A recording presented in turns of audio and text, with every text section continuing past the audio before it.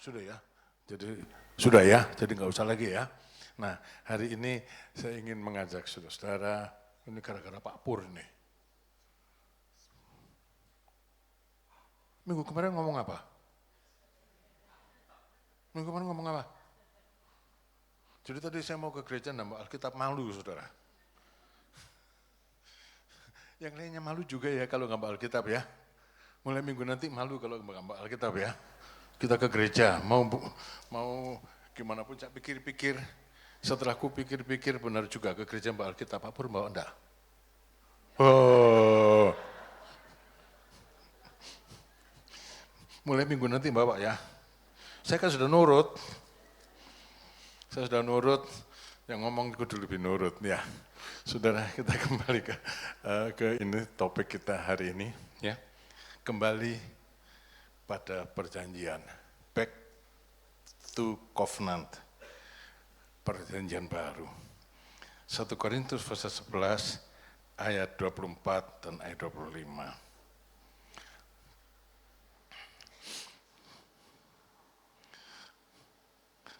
Rasul Paulus menuliskan gini, sebab apa yang telah kuteruskan kepadamu, telah aku terima dari Tuhan, yaitu bahwa Tuhan Yesus pada malam waktu ia diserahkan mengambil roti.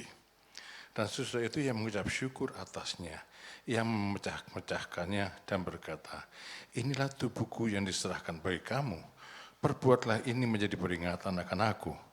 Demikian juga ia mengambil cawan sesudah makan, lalu berkata, cawan ini adalah perjanjian baru yang dimeteraikan oleh darahku.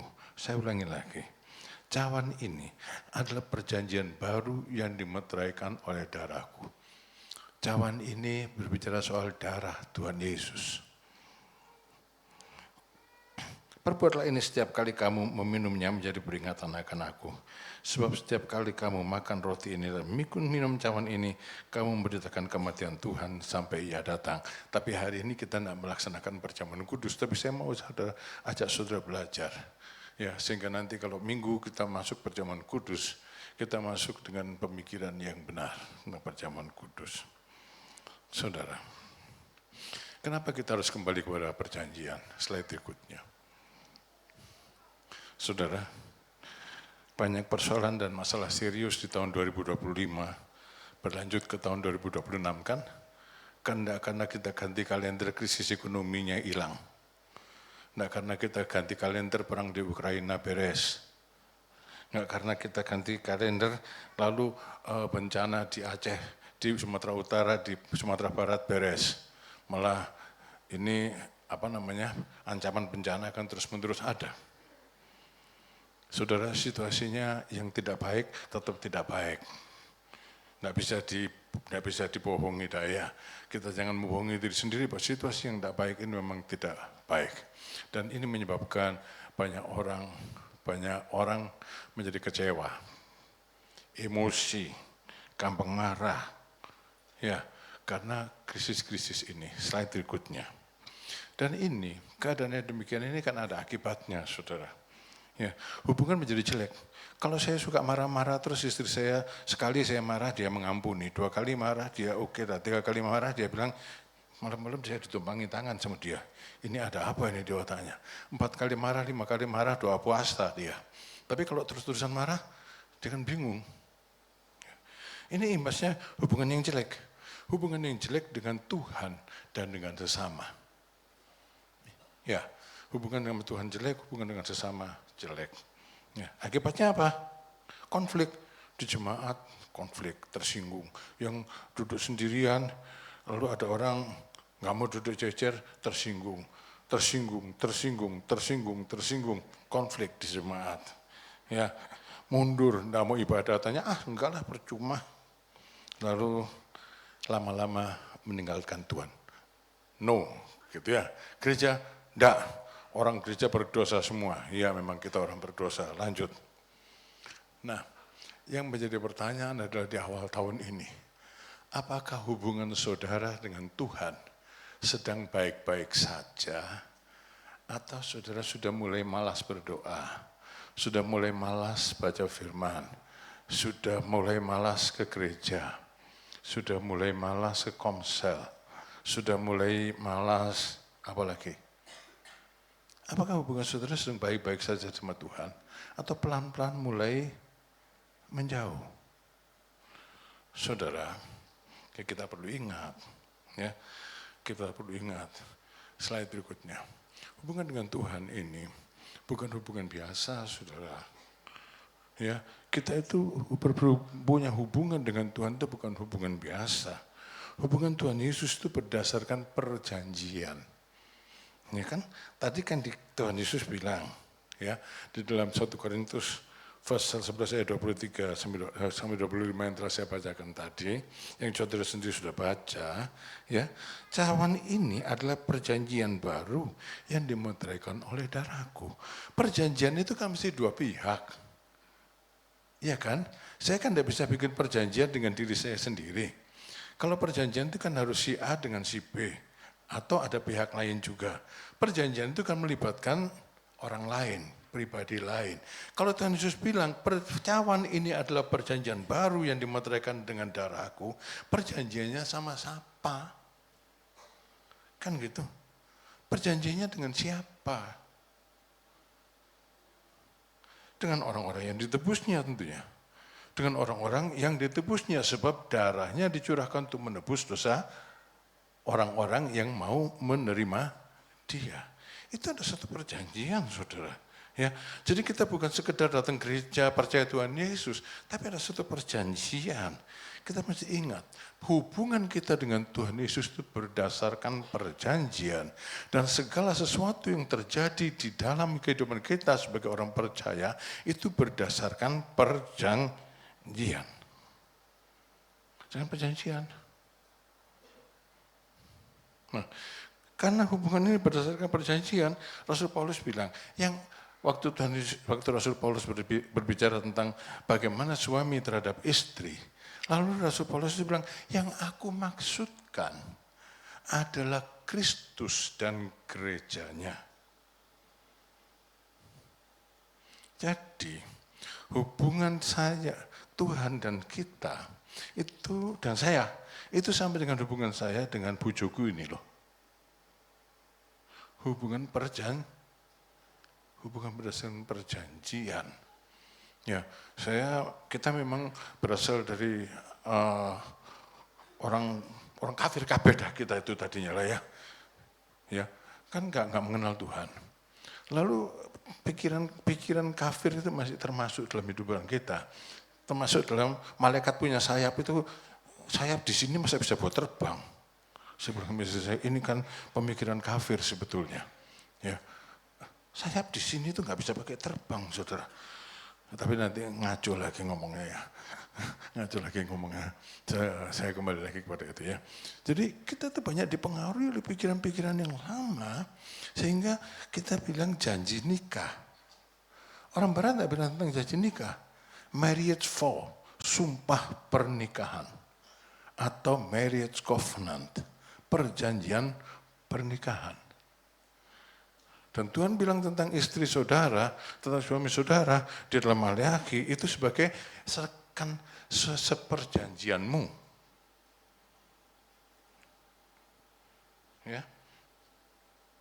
Padahal dia adalah teman sekutumu dan istri seperjanjianmu pada orang laki-laki, pada orang perempuan, padahal dia adalah teman sekutumu, suami seperjanjianmu. Jadi hubungannya Pak Trisno sama Bu Eti itu berdasarkan perjanjian, covenant, yang tidak bisa dirubah. Yang tidak bisa dirubah. Jadi perlu saudara pahami, kalau hubungan kita dengan Tuhan berdasarkan perjanjian, saudara pernah tahu orang yang mengingkari perjanjian? Ya, perjanjian bisa diingkari. Kalau kita mundur dari Tuhan, itu berarti melalaikan perjanjian dengan Tuhan. Tidak mau berdoa, tidak mau baca Alkitab, tidak mau taat pada Tuhan, tidak mau ini, tidak mau itu melalaikan perjanjian. Kalau saudara lebih lanjut, tidak mau selamat tinggal Tuhan, meninggalkan Tuhan, namanya murtad. Saudara mengingkari perjanjian. Dan Saya punya kewajiban dalam perjanjian dengan Tuhan. Tuhan juga punya kewajiban terhadap saya. Karena kita dalam perjanjian. Kalau saya mengingkari perjanjian, maka Tuhan juga mengingkari ya, murtad ya. Maka Tuhan juga tidak punya kewajiban apa-apa kepada kita.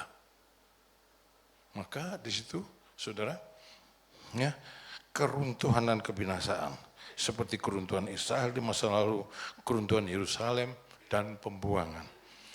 Akibat dari mengingkari perjanjian, ya, putus perjanjian, kan pihak sananya juga tidak punya kewajiban kepada kita. Tuhan juga tidak punya kewajiban. Kebinasaanlah yang menunggu kita. Jadi bagaimana? Kalau hubungan kita tidak baik-baik saja, mumpung masih di awal tahun, perbaikilah. Bagaimana? Kembalilah pada perjanjian. Kembalilah pada perjanjian.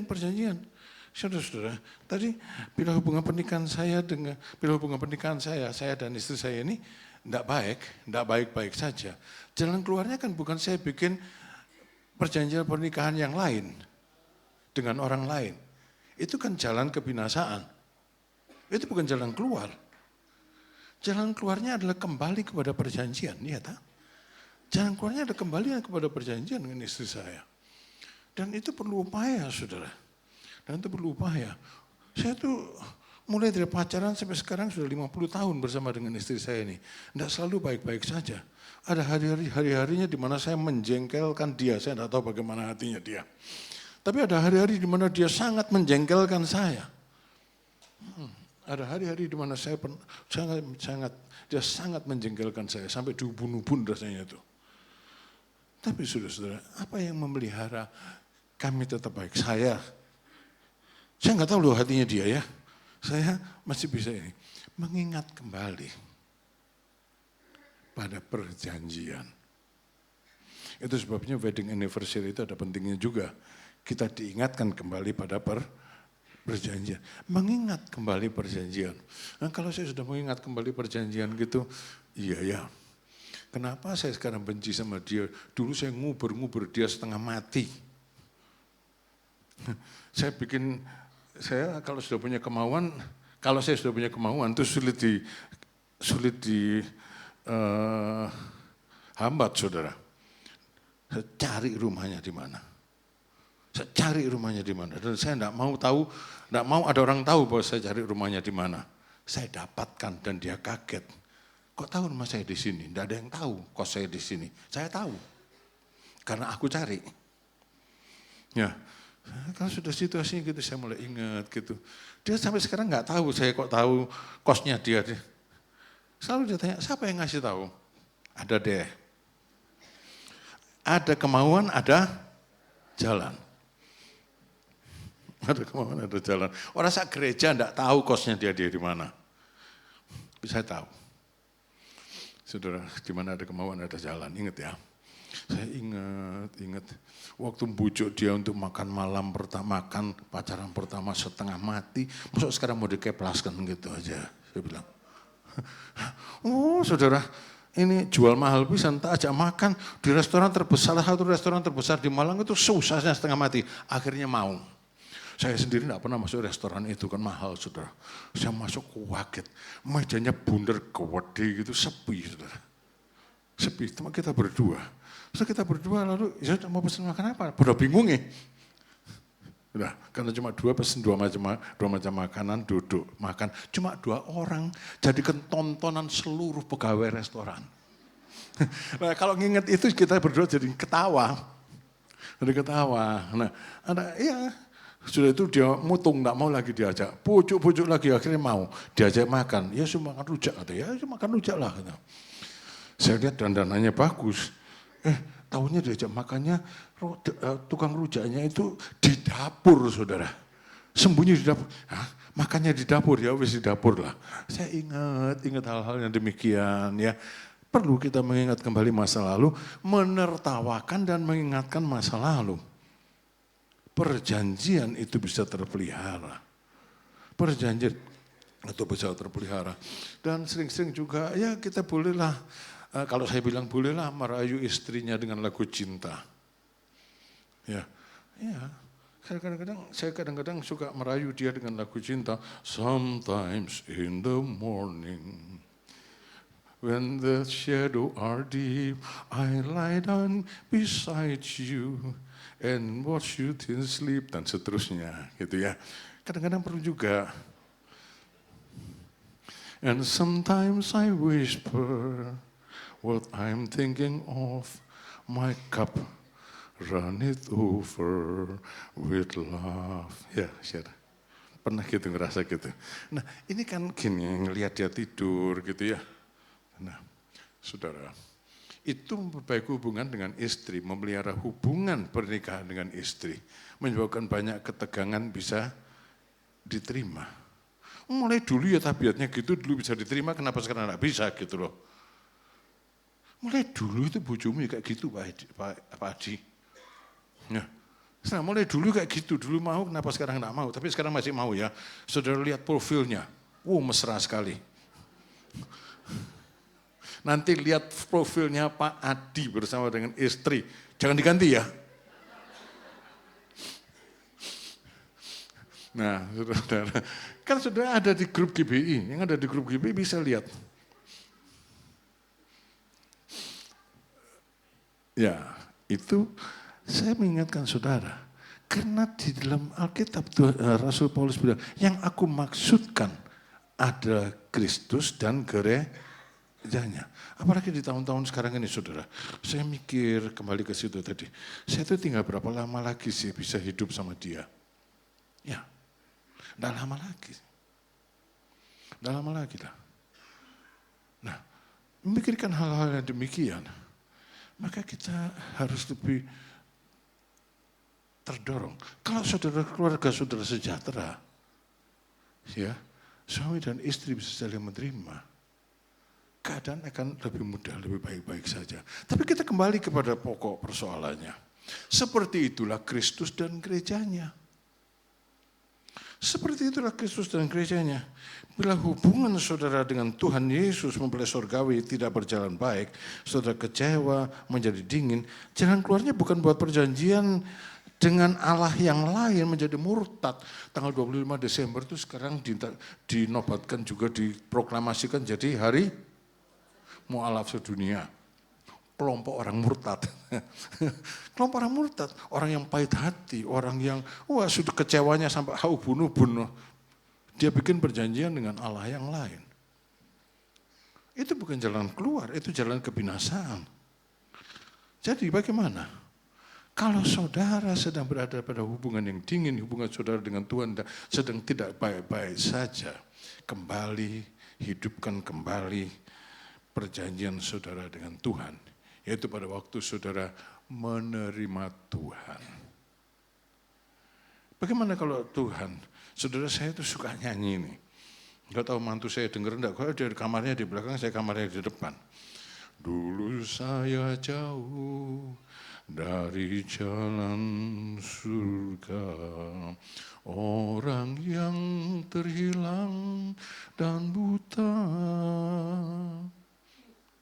Tapi oleh cinta Tuhan beri saya terang, waktu Tuhan tolong saya. Waktu putus asa Tuhan panggil saya, Dia mau bebaskan saya, Dia lepaskan saya dari rantai setan. Waktu Tuhan tolong saya. Salah satu lagu yang paling sering saya nyanyikan belakangan ini. Sebab apa? Kita semua krisis ekonomi. Ya. Waktu Tuhan tolong saya. Mengingat kembali apa yang Tuhan lakukan kepada kita. Mengingat kembali apa yang Tuhan sudah pernah lakukan kepada kita. Dan slide berikutnya. Maka kita akan sampai pada satu tahap di mana kita bilang, ya, Engkaulah Allahku, akulah anakmu. Engkaulah Allahku, akulah umatmu. Atau seperti Thomas bilang, ya Tuhanku, ya Allahku, tidak ada yang lain daripada Engkau. Penting saudara, ingat apa yang pernah Tuhan lakukan di masa lalu. Ingat. Pada waktu saya merenungkan ini, 25 tahun terakhir ini bukan masa yang mudah bagi saya. Saya pegawai negeri dengan jabatan. Ya, pegawai negeri itu kalau gak punya jabatan ya garing, tapi masih bisa hidup. Tapi kalau pegawai negeri dengan jabatan, dia bisa terima berkali-kali lipat daripada gajinya. Kemarin waktu demo DPR karena orang baru tahu, gajinya segini terimanya segitu kan gitu. Pegawai negeri ya kayak gitu. Kalau dia punya jabatan. Om Elo panggil saya, di sini bantu Om di gereja. Aduh saya bilang, tapi beberapa hari sebelumnya Tuhan beri saya satu mimpi. Beberapa hari sebelumnya Tuhan beri saya satu mimpi. Lalu itu Om Elo panggil. Ya udah Om. Saya datang ke kepala dinas saya, Pak, saya mau pensiun. Pensiun. Masih umur berapa? Pensiun muda Pak. Terus saya bilang, Dr. Joni, saya itu bulan April pensiun. Dr. Joni salah satu yang saya nominasikan untuk menggantikan saya menjadi kepala dinas. Saya bilang, enggak Pak, saya mau pensiun. Saya bilang, pensiunlah saya. Dan pensiun muda. Pensiun muda itu hak-haknya dipotong habis-habisan, saudara. Dipotong habis-habisan, nggak apa-apa. Saya bekerja di gereja. Dan ternyata saya menerima kurang buat makan, saudara, kurang buat hidup. Betul kurang. Jauh di bawah yang saya pikirkan. Nggak cukup buat hidup. Waktu saya keluar, anak saya bilang gini, Hana baru masuk fakultas kedokteran. Pak, nanti uang sekolahnya Nana gimana? Kosnya Nana siapa yang bayar? Saya nggak bisa jawab. Tapi ya, maksud jadi dokter selama 20 tahun nggak punya tabungan, adalah tabungan dikit-dikit. Ya, adalah tabungan dikit-dikit. Saya pasti bisa beli rumah di situ juga ya. Jadi saudara-saudara mulai. Nah, dalam masa-masa sulit itu Tuhan mengajar saya tentang satu poin. Perjanjian. Kamu menjadi hambaku dalam satu perjanjian. Aku bertanggung jawab atas hidupmu. Aku majikanmu, kamu pegawaiku. Dalam satu perjanjian, aku jamin kamu. Dan keadaan membaik, tapi kemudian saya harus keluar dari sana. Pada waktu gereja ini didirikan, saya menerima PK, saudara. PK saya itu 60% dari PK saya di gereja lama. Enggak sampai 60%. 55% dari PK saya di gereja lama. 55% dari PK saya di gereja lama. Saya mesti kerja di PTP pada waktu itu. PTP itu gajinya 500.000 sebulan. Tapi saya kerjain karena senang ketemu pasien. 500.000 gaji saya di PTP sebulan itu. Nggak ada tunjangan apa-apa. Tapi tahun 2006 saya keluar. Dan setiap kali, saudara, saya cuma mengingat perjanjian. Aku melakukan kewajibanku. Tuhan memenuhi kewajibannya. Ternyata, yang tidak tahu dari mana anak mantu saya jadi PhD. Ini jadi notaris. Tidak tahu dari mana. Ada saja jalan Tuhan. Melalui saudara-saudara, melalui orang-orang lain, ada saja jalan Tuhan.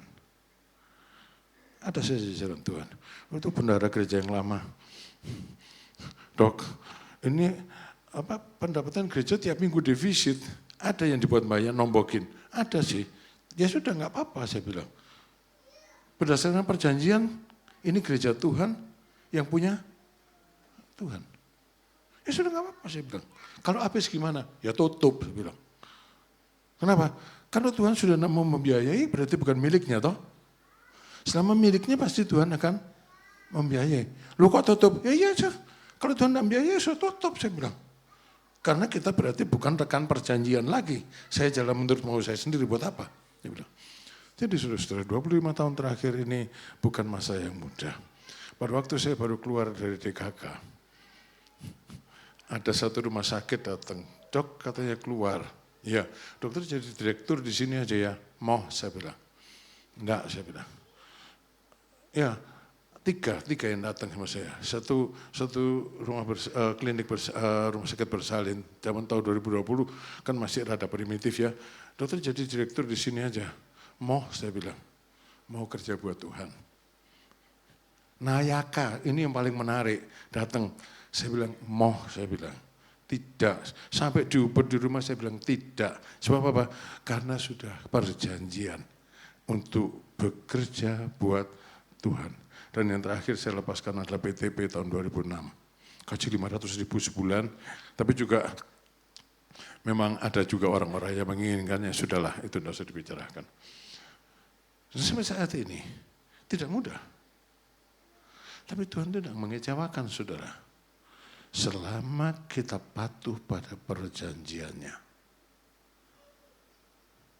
Selama kita patuh pada perjanjiannya. Saya nggak tahu panitia Natal kemarin sudah ngumpulkan uang cukup enggak? Cukup ya? Cukup. Saya itu kan dipanggil ke Banjarnegara saudara. Saya suka, iya enggak. Saya enggak berani minta sumbangan sama saudara. Minta sumbangannya sama Tuhan. Tuhan kalau Tuhan suruh, ya yang ada saya pakai. Yang ada saya pakai. Jadi uang saya cukup untuk berapa, untuk perjalanan pulang pergi, ya sudah. Gitu. Saya karena minta sumbangan, saya tidak mau ganggu panitia Natal. Kebetulan saya kepinginnya ngasih gembala jemaat sekian karena orang desa susah. Saya kepingin ngasih pengerja yang datang sekian. Di gereja, di kota susah, di desa lebih susah, saudara. Saya kepingin dikasih baju, ada yang ngasih baju. Nggak usah sebut namanya. Ya, nggak disebut namanya toh. Yang ngasih baju berdiri. Nggak mau berdiri juga. Nggak mau disebut namanya. Saya pengen mereka punya baju baru, bukan baju bekas. Saya pengen mereka punya baju baru Tuhan. Saudara-saudara, ada orang baik hati, dokter jangan naik mobil, nanti sakit. Ini kasih tiket naik kereta api, turun di Purwokerto, naiknya taksaka, enak pulang pergi saudara. Nah, nggak minta. Saudara, ada beberapa orang, 4 orang, 5 orang saja yang mengirimkan dana.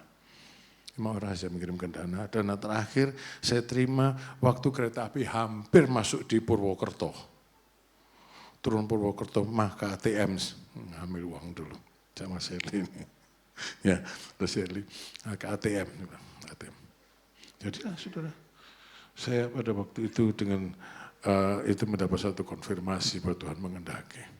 Saya kemarin ke Banjarnegara tuh, termasuk baju yang saya nggak tahu harganya, tapi mungkin dengan baju yang saya nggak tahu harganya itu ada 30 jutanya loh saudara, tanpa minta. Masalahnya cuma satu, disuruh apa enggak? Dalam perjanjian dengan Tuhan atau tidak? Hambanya kan kalau pergi harus sesuai dengan majikannya. Itu kan dalam konteks satu perjanjian. Ya saudara. 25 tahun terakhir ini bukan 25 tahun yang mudah buat saya. Ya, bukan 25 tahun yang mudah. Kalau dipikir-pikir, tapi juga 25 tahun di mana banyak pertolongan. Sakit, pengobatannya ratusan juta, jemaat ini bisa mengongkosi saya. Jemaat yang mengongkosi saya itu. Sudah nggak usah sebutlah nilainya. Jadi saudara-saudara, sesulit apapun, selama saudara berada dan memegang perjanjianmu dengan Tuhan, Tuhan itu tanggung jawab. Dia setia pada perjanjiannya. Saudara pernah dengar kasih setia Tuhan? Kasih setia Tuhan. Kasih setia Tuhan. Sering toh? Sering toh? Saya itu enggak ngerti loh bahasa Ibrani itu, enggak tahu. Makanya saya malu ngomong.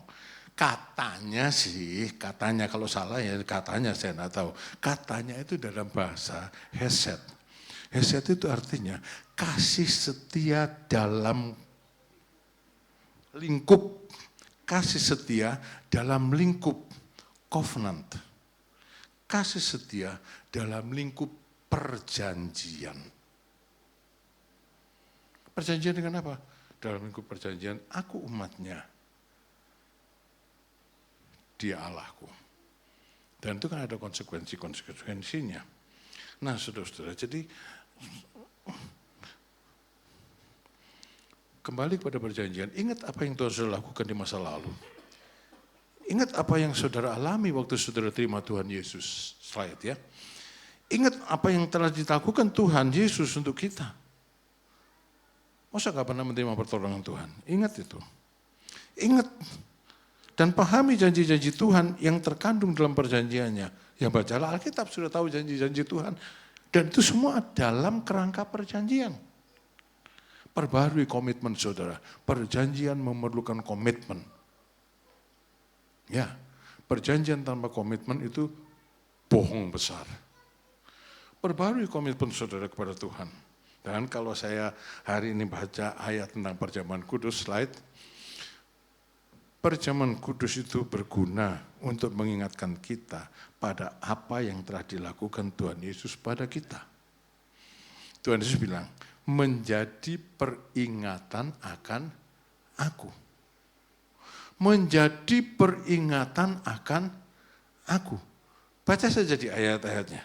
Selalu Tuhan Yesus lakukan ini menjadi peringatan akan aku. Menjadi peringatan akan aku. Saya lama-lama suka dengan lagu-lagu yang dulu juga, ku tak mau lupakan sengsara Tuhanku, sana atas salib Golgota. Menjadi peringatan akan aku. Jangan jadikan perjamuan kudus jadi rinsu, saya sudah berdosa sebulan lalu makan perjamuan kudus. Perjamuan kudus itu adalah sarana. Ingat kembali akan sengsara Tuhan Yesus. Dan itu berarti cawan ini adalah perjanjian baru. Darah Tuhan Yesus. Ingat kembali akan perjanjianmu dengan Tuhan. Tuhan, aku mau setia kepadamu, setialah. Tuhan, aku mau menjadi hambamu, jadilah hambanya. Gitu saja. Kalau Tuhan bilang iya ya, kalau kita ngelamar Tuhan bilang enggak kan bisa saja. Itu kan pegawainya. Tuhan, aku mau jadi hambamu. Enggak lah, gitu bisa saja toh. Kenapa Tuhan bertobat dulu? Kalau belum bertobat kan tidak diterima. Nah saudara, ingat. Slide. Apa yang saya ingat tentang Tuhan? Dia juru selamat saya. Saya bilang sama istri saya, Mama, Tuhan itu juru selamatnya saya ya. Juru selamatmu, ya. Kalau aku nggak berdosa ada gunanya nggak juru selamat? Nggak ada, saudara. Dia juru selamat itu karena saya berdosa. Jadi kalau orang bilang di gereja orang berdosa semua, ya iyalah karena itu butuh juru selamat. Kamu berdosa nggak? Aku dosanya enggak. Karena itu kita butuh juru selamat. Kalau kita orang enggak berdosa, ngapain ke gereja? Yang suci, yang enggak bersalah, pulang. Gereja bukan tempat saudara. Gitu loh. Iya. Hanya orang yang berdosa butuh di gereja. Yesus juru selamat dari segala dosa. Kemarin kan Natal itu Matius pasal 1 ayat berapa itu? Ya. Yesus yang menghapus dosa umatnya. Kan gitu. Umat yang mana ya? Umat yang berdosa. Umat yang nggak berdosa buat apa? Kemudian dia mengangkat saya dari hidup yang hina karena dosa. Hidup yang tidak berarti ke dalam kemuliaan anak Allah dan menjadi mempelai Kristus. Rasul Paulus mengingatkan kepada jemaat Korintus dalam 1 Korintus pasal 26 ayat 26a, karena jemaat Korintus mulai sombong-sombong. Tuhan Rasul Paulus bilang, ingat aja keadaanmu pada waktu kamu dipanggil dulu. Ingat keadaanmu dulu seperti apa. Ingat keadaanmu di luar aku itu seperti apa. Dia mengangkat saya dari kehidupan yang hina. Ya, secara finansial saya dari keluarga yang sangat miskin. Ya, tapi dia mengangkat saya. Dan dia sedang memproses saya untuk memulihkan saya yang sudah kehilangan kemuliaan Allah. Untuk menjadi serupa dengan dirinya dalam kemuliaannya. Kan gitu ditulis. Sebab semua orang yang dipilihnya dari semula, mereka juga ditentukannya dari semula untuk menjadi serupa dengan gambaran anaknya. Supaya ia anaknya itu menjadi yang sulung di antara banyak saudara. Kalau kita saudaranya Tuhan Yesus berarti kita anak-anak Allah. Lalu, dan mereka yang ditentukannya dari semula, mereka itu juga dipanggilnya, dan mereka yang dipanggilnya, mereka itu juga dibenarkannya, dan mereka yang dibenarkannya, mereka itu juga dimuliakannya. Saya tidak mulia, saudara. Latar belakang saya juga bukan yang mulia. Katanya memang dulunya nenek moyang saya itu orang pejabat di dinasti apa begitu. Cucu saya enak aja ngomongnya. Iya, menteri ini lari ke Indonesia karena korupsi, katanya gitu. Apa nicil? Ya buat apa menteri lari ke Indonesia kalau nggak korupsi, katanya. Oh nenek moyangmu koruptor ya, saya bilang. Bohong aja saudara. Ya, nggak ada buktinya. Nggak ada buktinya. Ingat perbuatannya. Jangan lupakan sengsara Tuhanmu. Sehingga kecewa apapun terhadap sesama saudara, memandang Yesus saudara akan tetap datang. Kecewa apapun terhadap gembala saudara, kecewa apapun, lihat Tuhan Yesus saudara tetap beribadah. Dan sebagai hamba Tuhan, seringkali juga kecewa banget sama jemaat. Aku hamba Tuhan, lihat Tuhan Yesus melayani Tuhan.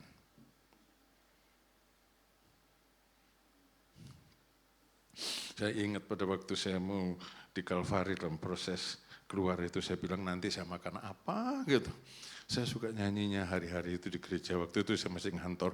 Ku tahu dia pelihara saya dengan cinta dan rahmatnya. Dan ternyata iya melalui saudara-saudara. Kenapa? Saudara disuruh ke sini tanpa saudara rasa untuk kebaikan kita semuanya. Ingat kebaikannya. Dan kalau kita sudah mengingat kebaikannya, ya Tuhan, Engkau baik. Ada nyanyian yang gini-gini itu apa? Tuhan Yesus baik. Jangan cuma nyari gini aja, saudara. Sadari Tuhan Yesus baik. Sungguh amat baik. Jangan cuma gini aja, tapi betul sadari memang, oh Tuhan kau memang baik buat saya. Lalu saudara harus tahu kewajiban saudara dalam perjanjian. Enak aja dalam perjanjian tidak punya kewajiban. Baca. Kewajiban saya dalam perjanjian, satu, memelihara iman yang teguh. Yang dinyatakan dengan pertobatan setiap hari. Dua, mengasihi Tuhan. Hubungan suami istri itu kan bukan perjanjian gitu aja. Hubungan cinta toh, hubungan kasih toh. Mengasihi Tuhan. Dan itu dibuktikan dengan taat pada perintahnya. Lalu berbuah. Lalu setia sampai mati. Kita lihat satu persatu. Satu, memelihara iman yang teguh yang dinyatakan dengan hidup dalam pertobatan dari hari ke sehari. Tidak bertobat mana bisa beriman. Ya, kalau saudara tidak punya pertobatan dari hari ke sehari, itu namanya saudara tidak punya iman. Sebab apa? Dalam 1 Yohanes pasal 8 pasal 1 ayat 8 sampai 10 dikatakan, bacanya di Alkitab Pak Pur, enggak boleh baca di tab. Pak Pur yang nyuruh, nanti Pak Pur bawa Alkitab ya. Saya sudah taat toh. Pak ya. Ini Pak Pur yang nyuruh. Nih, jika kita berkata bahwa kita tidak berdosa, maka kita menipu diri kita sendiri dan kebenaran tidak ada di dalam kita. Jika kita mengaku dosa kita, maka Ia adalah setia dan adil, sehingga Ia akan mengampuni segala dosa kita dan menyucikan kita dari segala kejahatan. Jika kita berkata bahwa kita tidak ada berbuat dosa, maka kita ada membuat Dia menjadi pendusta dan firman-Nya tidak ada dalam kita. Membuat Allah menjadi pendusta namanya kita tidak beriman. Tapi pengampunan dosa setiap hari membuat kita tidak melupakan sengsara Tuhan Yesus. Saudara mau pikir, apa dosa saya? Oh saudara, ada nyanyian lama. Nyanyian lama itu seringkali kata-katanya bagus-bagus sekali. Ya slide. Ini bahasa Indonesianya. Bahasa Inggrisnya, if I have wounded any soul today, if I cast one foot to go astray, if I walk in my own willful way, dear Lord, forgive. Ini ada Joe di belakang itu nyanyinya bagus, tapi saya nggak mau nyuruh nyanyi ini, paling nggak tahu juga. Paling nggak tahu juga. Tahu nggak Joe? Kalau tahu sini nyanyi. Nggak tahu toh? Nggak tahu. Ya, an evening prayer. Doa malam hari. Jika aku hari ini melukai jiwa seseorang, jika aku menyesatkan seseorang, jika aku berjalan menurut mauku, Tuhan ampunilah aku. Jika kata sia-sia telah aku ucapkan, jika aku tidak peduli pada orang lain, apalagi kalau orang lain yang membutuhkan. Jika oleh sikapku seseorang tersinggung, padahal saya tidak ngerasa apa-apa, tapi dia tersinggung, Tuhan ampunilah aku. Pertobatan itu harus setiap hari, jangan beneri dewek baik. Ya. Ada saja lah yang saya nggak kerasa, tahu-tahu orang tersinggung. Saya juga nggak tahu kalau dia tersinggung. Ya, nah merasa. Ini saya khotbah gini mungkin ada sakit hati juga saya nggak tahu lah ya. Tapi saudara-saudara, bertobat setiap hari, hidup dalam pertobatan itu kita orang beriman. Sebab apa? Kalau saya berdosa, dia juru selamat saya. Kalau saya hidupnya tidak berdosa, ya dia tidak juru selamat. Padahal kita akan bertindaknya dari langkah pertama, dia adalah juru selamat. Tapi tidak nyuruh saudara berdosa ya. Tidak nyuruh saudara berdosa. Tapi ingat tiap malam jangan lupa akan hal ini. Tuhan, bokat hari ini ada yang tersinggung sama saya. Ampuni saya ya Tuhan ya. Tuhan, mungkin ngomong saya hari ini ngomongan yang sia-sia. Ampuni saya Tuhan ya. Ampuni saya ya Tuhan ya. Ampuni saya ya Tuhan. Tuhan, saya terlalu lama lihat TikTok Tuhan. Ampuni saya ya Tuhan ya. Ya kan? Saya juga dulu suka lihat TikTok, tapi belakangan enggak pernah karena apa? TikTok makin lama makin nakal. Dulu kalau saya lagunya, kan keluar kadang-kadang lagunya Jimmy Swaggart. Saya kasih like. Geser lainnya saya lewati. Lama-lama kan lagu Kristen semua. Ya, diblokir saudara. Diblokir ya tak hapus sekali. Tak buang sekali sama saya.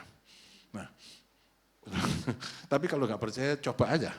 Kalau 2 bulan saudara masih bisa buka TikToknya. Kalau saudara lakukan seperti itu, nggak bisa. Ya, jadi saudara-saudara, hiduplah dalam pertobatan. Ya, kalau terlalu lama lihat TikTok, bertobatlah. Lihat TikTok 4 jam, baca Alkitab 5 menit, bertobatlah. Ya, saya kadang-kadang juga gitu sih saudara. Nah, paham ya.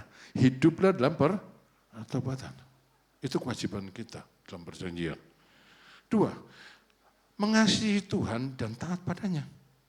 Perintah pertama itu kan kasihi Tuhan Allahmu. Ya saudara, akulah Yahweh Elohimmu. Jangan ada padamu Elohim lain di hadapan hadiratku. Bujuku kan minta, aku satu-satunya loh ya, aku nggak mau 2 kan gitu. Ya enggak?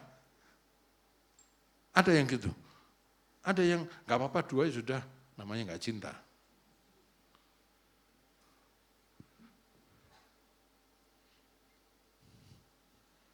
Mengasihi Tuhan.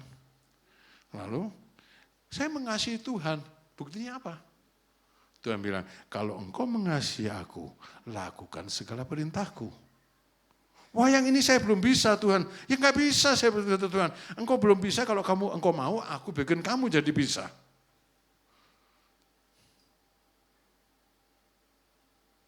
Aku membuat kamu jadi bisa.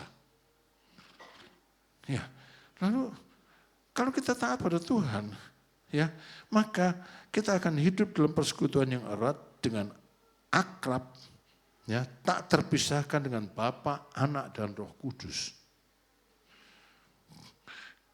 Slide berikutnya, kita baca ayatnya. Matius 22 ayat 37-38. Jawab Yesus kepadanya, kasihlah Tuhan Allahmu dengan segenap hatimu dan dengan segenap jiwamu dan dengan segenap akal budimu. Inilah hukum yang terutama. Sorry ya, saya baca di tab lebih gampang. Sekadung ditulis. Ya, itu kan hukum pertama. Saudara cinta Tuhan enggak? Saudara cinta Tuhan enggak? Itu masalahnya. Itu kewajiban kita dalam perjanjian dengan Tuhan. Dan kemudian slide berikutnya, Yohanes 14 ayat 15 sampai 17, 14 ayat 23.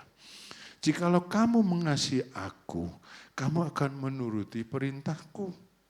Aku akan minta kepada Bapa dan ia akan memberikan kepadamu seorang penolong yang lain, supaya ia menyertai kamu selama-lamanya, yaitu Roh kebenaran. Mengasihi Tuhan, taat pada perintahnya, Tuhan mengutus Roh Kudus ke dalam hati kita. Kemudian, jawab Yesus, jika seorang mengasihi aku, ia akan menuruti firman-Ku, dan Bapa-Ku akan mengasihi dia, dan kami, berarti aku dan Bapa, akan datang kepadanya dan diam bersama-sama dengan dia.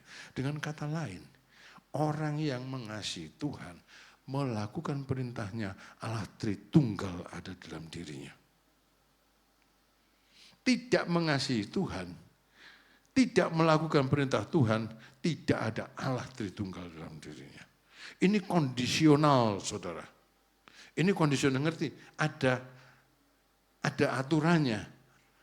Kalau kamu mengasihi aku, kamu taat pada perintahku. Maka Roh Kudus, maka aku dan Bapa akan tinggal di dalam kamu. Tapi kalau aku tidak mengasihi Tuhan Yesus, tapi aku ke gereja, aku tidak mengasihi Tuhan Yesus. Dulu mengasihi, sekarang tidak. Aku nggak taat pada perintahnya, dulu pernah taat, tapi sekarang enggak. Ya enggak ada, Tuhan enggak ada dalam dosa saudara. Yang ada, ya minta Tuhan melepaskan dari ikatan setan ya. Dulu saya jauh, dia lepaskan saya dari rantai setan, kan gitu. Ya. Minta Tuhan Yesus melepaskan. Ini saat-saat sulit, saudara. Tapi dalam perjanjian dengan Tuhan, saudara akan melewati semuanya dengan baik. Saya sudah menjalaninya 25 tahun terakhir dari hidup saya. 25 tahun terakhir ini hanya berdasarkan perjanjian. Dan yang ketiga, ini kewajiban, berbuah. Berbuah. Kita diperintahkan untuk berbuah.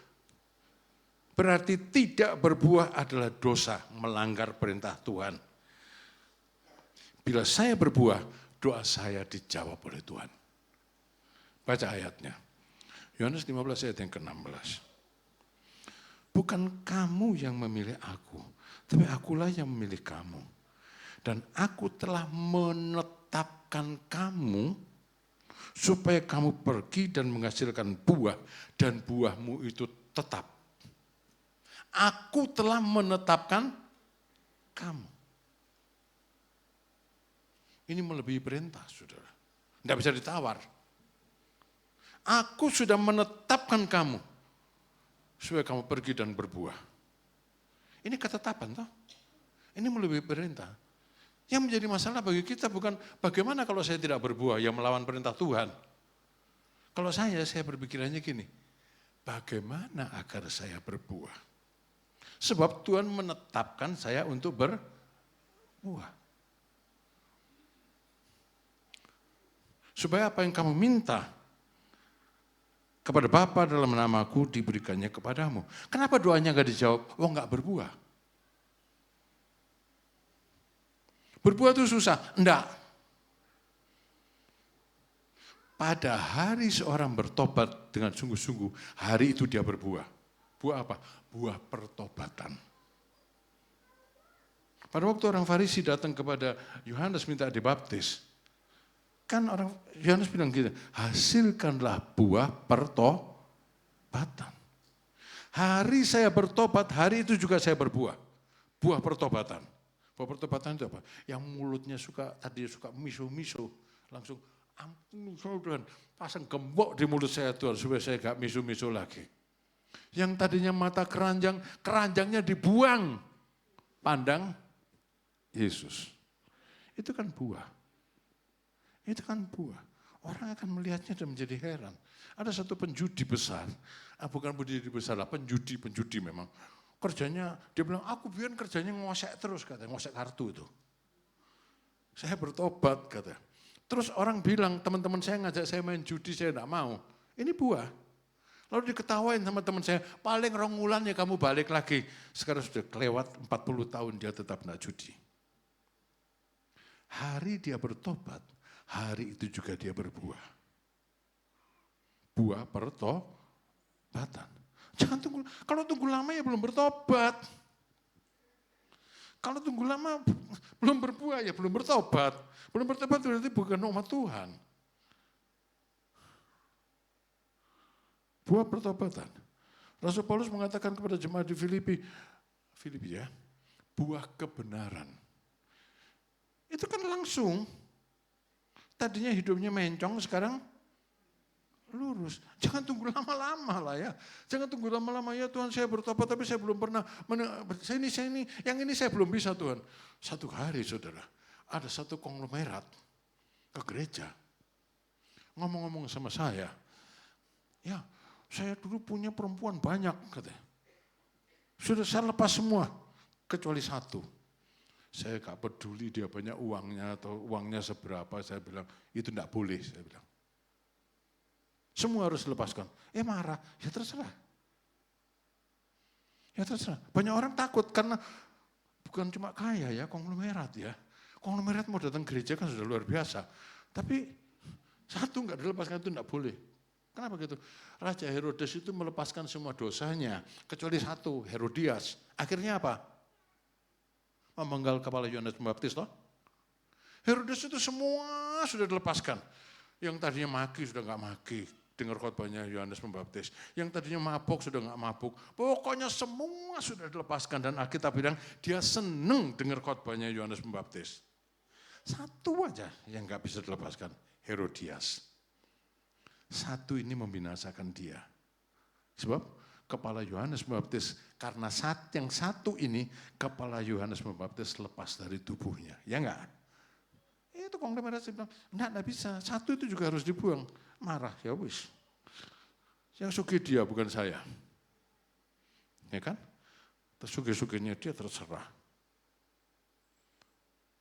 Tapi kalau dia bilang, enggak Pak John, 90% harta saya buat Pak John gimana ya? Mungkin saya mabuk juga saudara ya. Mungkin saya mabuk juga. Tapi enggak, ini guyon aja itu enggak mungkin terjadi lah. Tapi yang satu itu memang saya katakan dan dia enggak mau. Saudara, buah yang tinggal tetap itu perintah. Bukan cuma perintah, ditetapkan. Yang saudara mesti pikir bukan bagaimana kalau saya tidak berbuah. Yang saudara berpikir adalah bagaimana agar saya berbuah. Tidak berbuah sama dengan binasa.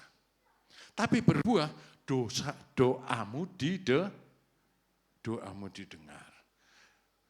Ya, dengar saudara yang doanya enggak didengar sama Tuhan sampai hari ini. Ya. Dengar. Mungkin saudara belum berbuah. Buah apa ya Om ya? Buah pertobatan, saudara belum bertobat. Kalau saudara sakit hati, nah itu betul, saudara memang belum bertobat. Ya. Dan bagaimana kita bisa menjalani tahun 2026 ini dengan baik? Tanpa tekan seperjanjian kita membackup kita. Saya bisa jalani tahun 2026 ini dengan seberat apapun. Ada satu rekan perjanjian membackup saya. Dan dia Allah yang Maha Kuasa. Ya kan? Nah, terus yang keempat, setia sampai akhir. Dalam Wahyu pasal 2 ayat 10b, saya tulis di situ, hendaklah engkau setia sampai mati. Dan aku akan mengaruniakan kepadamu mahkota kehidupan. Kamu akan dibenci semua orang karena namaku, tapi orang yang bertahan sampai pada kesudahannya akan selamat. Paham saudara ya?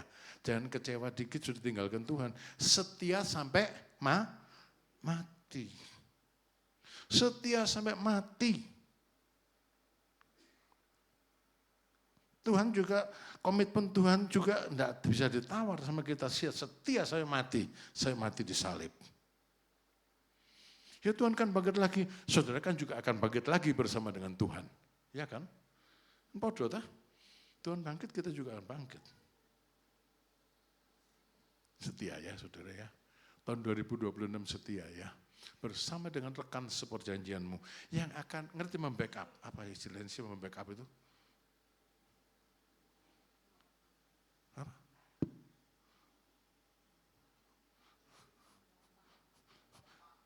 Ya menopang, membackup. Saya kurang apa gitu ya. Yang membackup kan ngasih. Ya kan? Namanya juga di backup. Kurang apa di backup? Dipenuhi. Selama dalam konteks perjanjian.